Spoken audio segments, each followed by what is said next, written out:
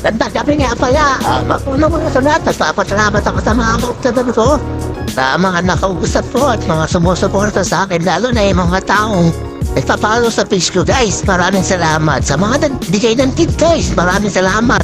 Kasi ngayon, nakasyam na buuin nga ako. Swerte lang, guys, kasi bibigyan ako ng mga tip ng mga customer ko. Kaya maganda yung mga tip na matanigigilin nyo.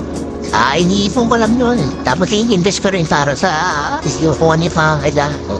At saka nagbigay sa akin kanina na 420 pesos na tip sa kapatid natin na Muslim na malalay. Tropa, salamat sa iyo. Hindi ko na alam kung anong pangalan mo pero na-video ako naman yung mukha mo. Maraming salamat sa iyo. Solid yung pagbibigay mo sa akin ng tip. Bata yun guys, minsan lang talaga sa isang buwan yun. Minsan na wala pa talaga eh. Kumbaga yung mga ganun na pagkakataon talaga. Swerte na kami kung may darating. Kung wala, okay lang. Pero kami talaga. Guys, tatamba ako lang talaga yun. Di ko rin naasahan na bibigyan akong baro parating tip eh. Kaya sa'yo, sa nagbigay sa akin ng tip na ganun kalaki. Tropa, solid ka. Maraming salamat sa'yo. Sa lahat ng sumakay sa akin ngayon, ingat kayo. Right safe. Dapat checkpoint, di ako mga pansin. Naka-journalist kasi ako.